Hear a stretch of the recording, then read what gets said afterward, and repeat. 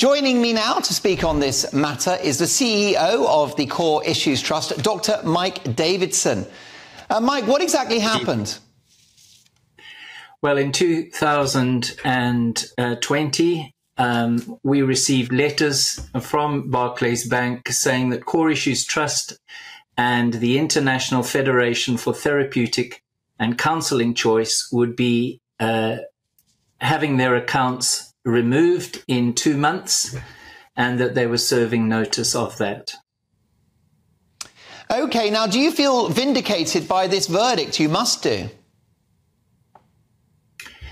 Well, I think Barclays got off lightly. There were practical concerns that meant that we were going to have to spend an enormous amount of money to be able to continue with this, which we felt would be irresponsible.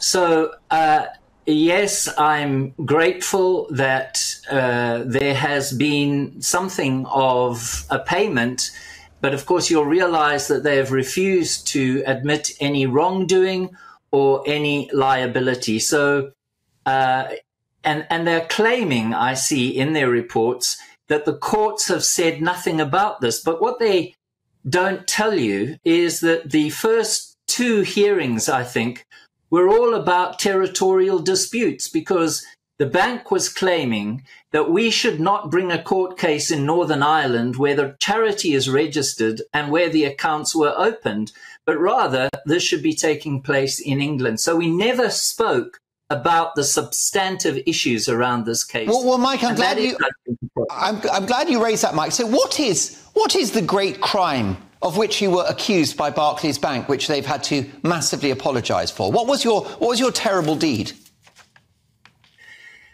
We offer men and women who have gone in the gay direction or have found themselves confused in gender, we offer them a place where they can work out their issues and where they can decide what the direction is that they want to go in. In other words, I guess we stand with those who would say, you're not born gay.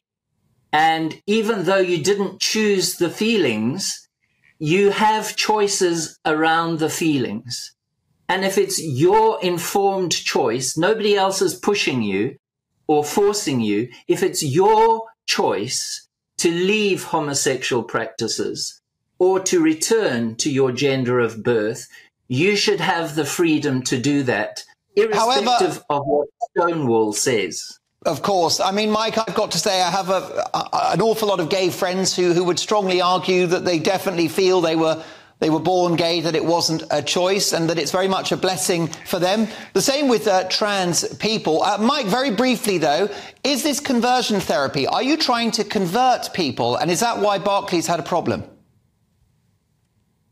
They will claim that that's what it is, but that is not what we do. What we do is we work with clients' agendas who come to us, and we support them in the goals that they have.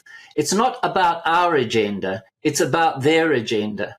And the problem is we can never get to say that because we're just written off against the background of whatever misinformation Stonewall and other groups want to put out about this, including the Church of England.